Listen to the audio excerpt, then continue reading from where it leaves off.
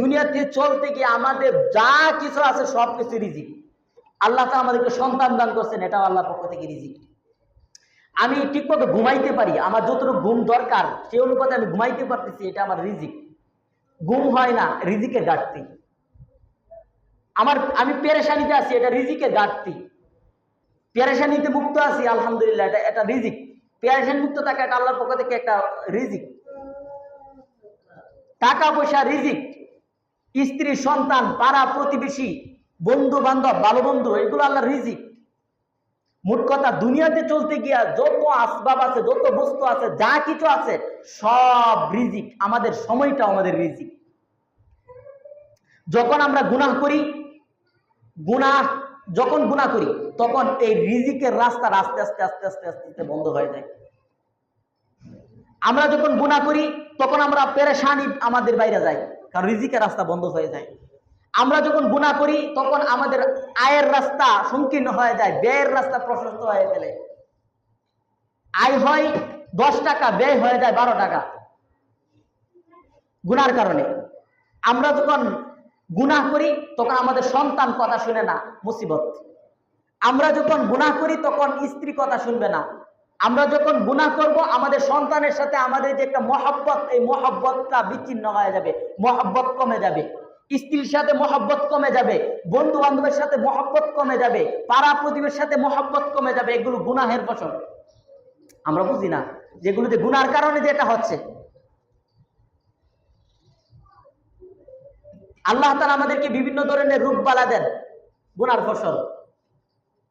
মোট কথা এই দুনিয়াতে চলতে গিয়ে আমরা যত মুসিবতে পড়ি সবগুলো রিজিকের রাস্তা বন্ধ হয়ে যাওয়ার কারণে আমাদেরটা ঘটে। যে যত গুনাহ করব রিজিক সংকীর্ণ হয়ে যাবে। এখানে আরেকটা কথা বলি, আমরা অনেক সময় দেখি অনেক কাফেররা মুসলমানদের চাইতে সম্পদ অনেক বেশি, বাহ্যিক দৃষ্টিতে ওরা অনেক সুখে আছে। তাহলে কি এই ক্ষেত্রে কি রিজিক আল্লাহ তাআলা তাদেরকে বেশি দিচ্ছেন?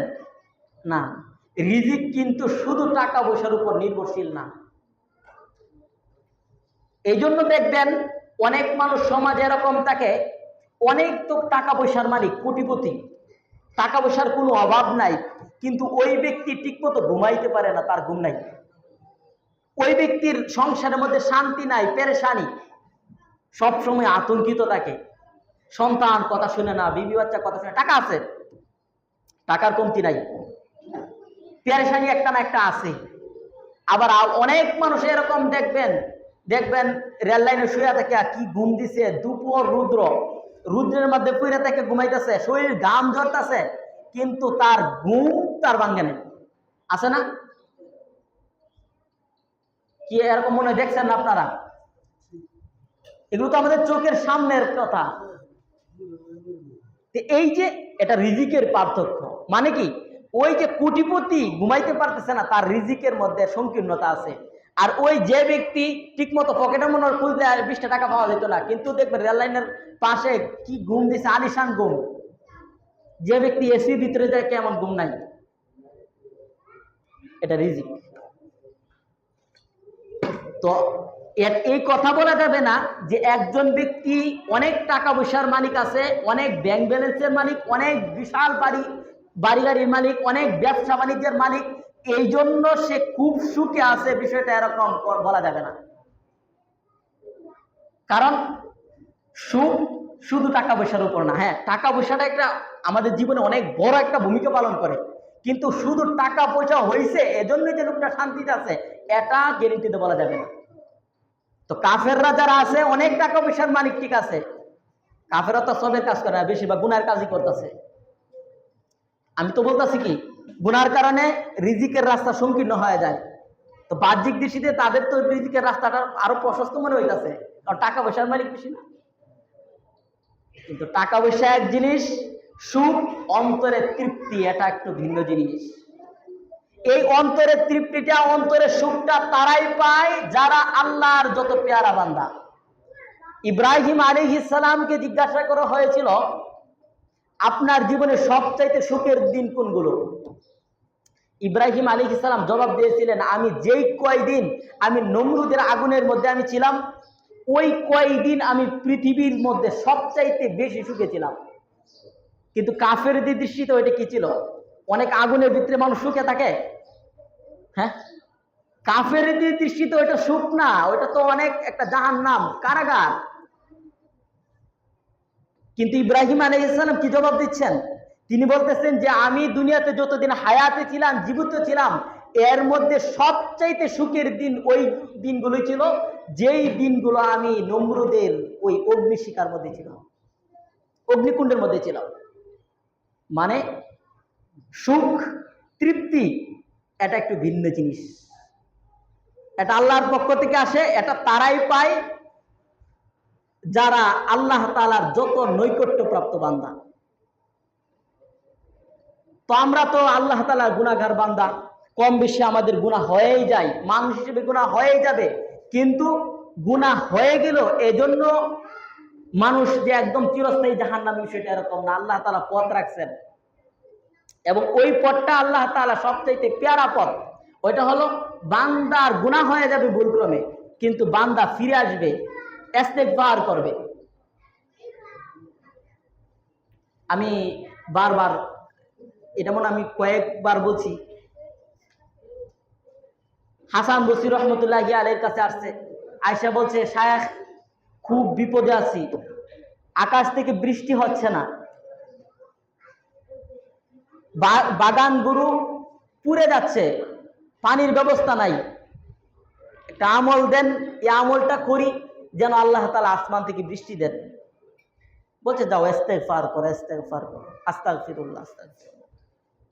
আরেকজন আসছে, বলতেছে শায়েখ বৃষ্টি নাই, কূপে পানি নাই, আমাদের যে মহল্লা, ওই মহল্লার মধ্যে শুধু একটা কূপই আছে, কূপের মধ্যে পানি শূন্য হয়ে গেছে, আমল দেন যেন আমরা আমল করি। ও এখন তো এখানে আবার একটা কথা বলি, এখানে শায়েখ হাসান বসরি রহমতুল্লাহের কাছে যারা আসতেছেন আমল নিয়ে যাচ্ছেন, আর আমরা নেই তাবিজ নিয়ে যাই। এটা একটা ভুল তরিকা। নবীজির কাছে আসতেন, দোয়া চাইতেন, নবীজি আমল দিতেন, সাহাবায়ে কেরাম আমল করতেন।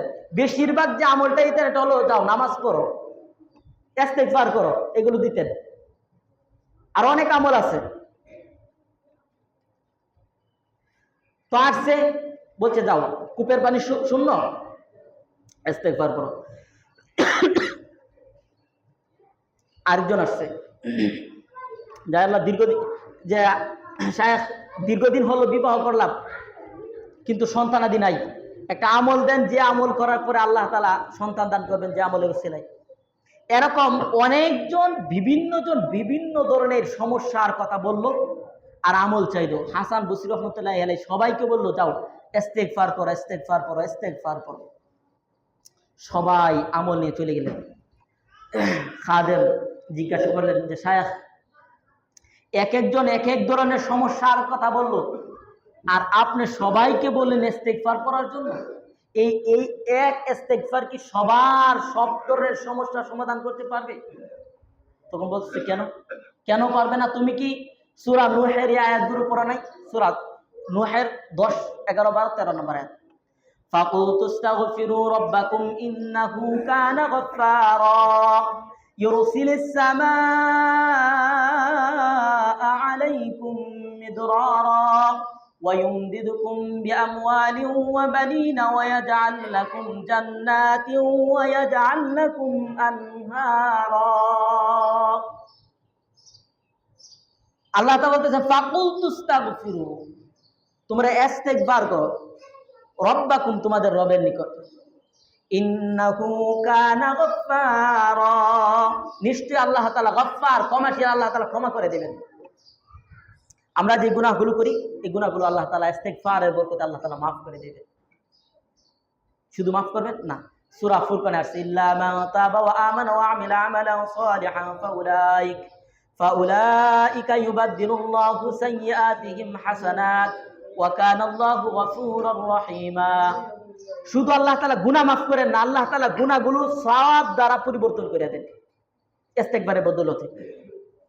তো হাসান বসরি রহমতুল্লাহি আলাইহি সূরা নূহের আয়াতগুলো তেলাওয়াত করেন। ফাকুল তুস্তাগফিরু রাব্বাকুম ইন্নাহু কানা গাফফারা ইউরসিলিস সামাআ আলাইকুম মিদরারা ওয়া ইউমদিদুকুম বিআমওয়ালিন ওয়া বানিন ওয়া জান্নাতিন ওয়া ইয়াজআল লাকুম আনহারা মা লাকুম লা তারজুনা লিল্লাহি ওয়াকারা।